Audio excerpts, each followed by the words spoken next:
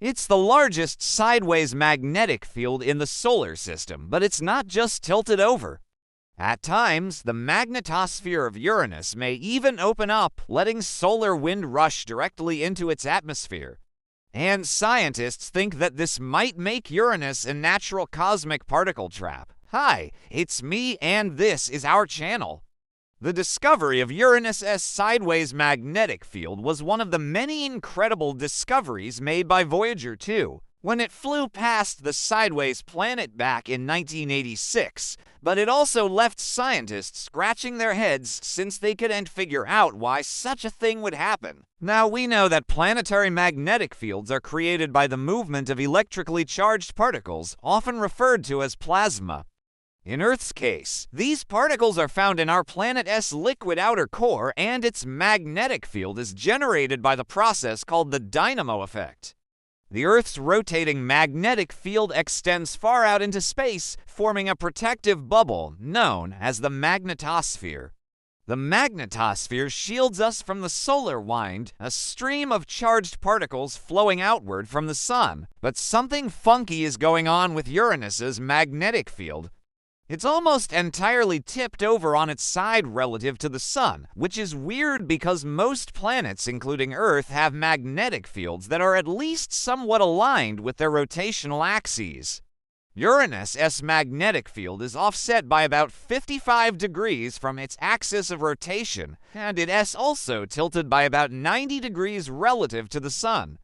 The magnetic poles are almost lined up with the planet's equator, and the magnetic field lines emerge from the planet at about 60 degrees latitude and run parallel to the surface. Now scientists think they have an idea of what's behind this sideways magnetic field. First, let us talk about magnetic fields in spherical coordinates because sometimes it helps to picture how these magnetic fields are arranged in space.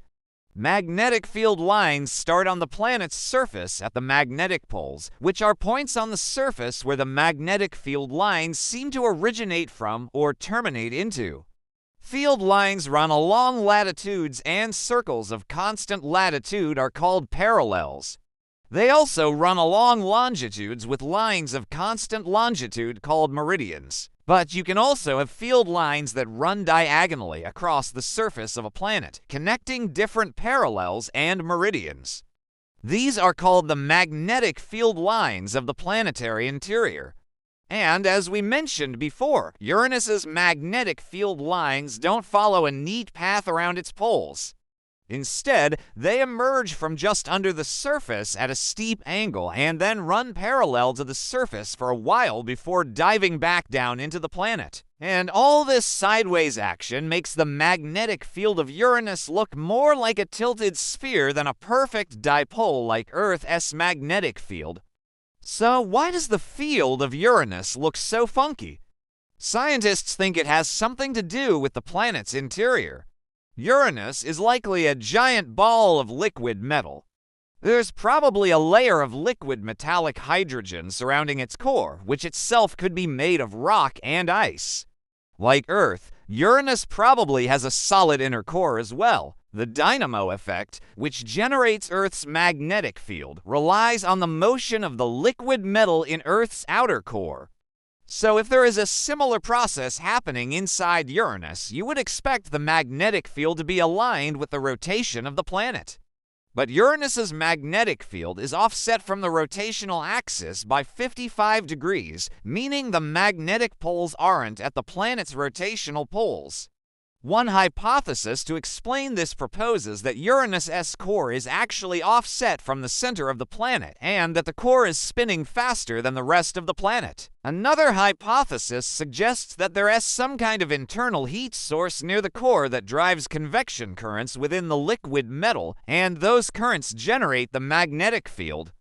But either way, the magnetic field is generated deep inside the planet, even though it appears to emerge from near the surface. The magnetic field lines that appear to come out of the planet are actually diving into it. They just do so at such a shallow angle that it looks like they're emerging. But here's where things get really weird. While Uranus's magnetic field may appear fairly static, scientists think it's actually changing shape all the time. In 2013, researchers reported evidence that Uranus's magnetic field undergoes sudden shifts that affect how it interacts with the solar wind. These shifts appear to change the shape of the magnetic field and how the solar wind flows around the planet. It's all thanks to a special technique that allowed scientists to measure changes in the magnetic field with unprecedented precision. You see, measuring the magnetic field of a planet like Uranus is no easy feat. For one thing, getting close enough to Uranus for an up-close measurement is no simple task given how far away it is from Earth. Voyager provided us with our first close-up look at Uranus back in 1986, but since then, only one spacecraft has passed through the Uranian magnetic field, Cassini, on its way to Saturn. For the most part, scientists have had to rely on remote sensing techniques to study Uranus from afar, and one such technique is known as the radio occultation method. During a radio occultation, a signal from a radio source is sent toward the planet, and then the signal passes through the planet's atmosphere.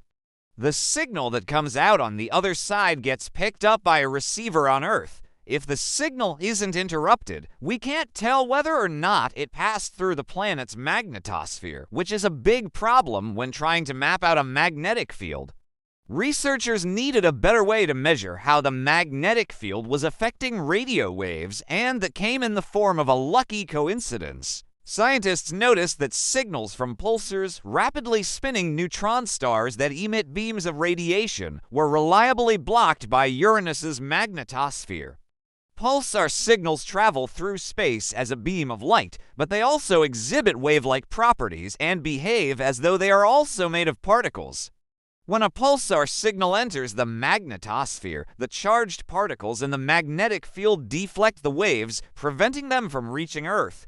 By observing how frequently the pulsar signal reached our telescopes, scientists could gain insight into the structure of the magnetic field. In 2013, astronomers used this technique to measure the strength and geometry of the Uranian magnetic field, and they found something surprising. The magnetic field changed shape over the course of the observations. Uranus has 17 known rings, each only a few miles wide.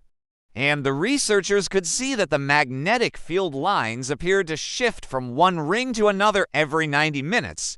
Each time the magnetic field lines shifted, the solar wind would bunch up on one side of the planet and then suddenly rush toward the other side. Turns out the magnetic field lines that appear to emerge from Uranus are actually open magnetic field lines that connect to the solar wind. As the magnetic field lines shift positions, the solar wind can pour in through these newly connected paths, creating a steady stream of charged particles. Since then, scientists have been able to use this technique to monitor Uranus's magnetic field, finding that the shifts happen much more often than expected. Some only last for hours, and others can persist for weeks at a time. This raises some interesting possibilities. The atmosphere of Uranus is mostly hydrogen and helium with some methane thrown in. The solar wind is mostly protons and electrons. So, when they meet, the two mix together pretty easily. The incoming charged particles from the Sun become trapped in the planet's gravitational pull and funneled along the magnetic field lines down to the surface. But Uranus's atmosphere is a little tricky because it's an extremely efficient insulator. That means the electric field created by the magnetic field lines and the solar wind can't easily penetrate the atmosphere. The result is a thin shell of plasma that surrounds the planet, keeping the atmosphere insulated and the charged particles from reaching the surface. In effect, Uranus becomes a giant cosmic particle trap, holding onto charged particles from the solar wind indefinitely. Researchers have estimated that each year Uranus captures about 2 × 10⁻³ power ions, mostly hydrogen. That's an enormous number, but it's not all good news. The particles trapped on Uranus could eventually cause the atmosphere to glow, making the planet visible to the naked eye. And that glow could potentially obscure the view of Uranus's rings. To make matters worse, Uranus will pass through a period of extreme cold in about a decade. As the planet approaches its farthest distance from the Sun in its orbit, temperatures in the upper atmosphere will plummet to about 224 degrees Celsius. And that could cause some of the trapped particles to rain down onto the surface. This could lead to a resurfacing event, shuffling up any molecules that have settled into the cracks of the ice giant's icy surface. All of these events paint a clear picture of just how dynamic the magnetic field of Uranus is. Now, we have to wait until NASA's great observatories and other advanced telescopes come online to see how well they can capture Uranus's evolving magnetic field and atmospheric changes. Maybe someday we'll even send a spacecraft to explore this sideways world up close. Thanks for watching this episode. If you want to help us explain even more space stuff to the whole internet, we've got a Patreon where the people who want to support the work that we do that so that we can keep doing it. You can find it at our support page.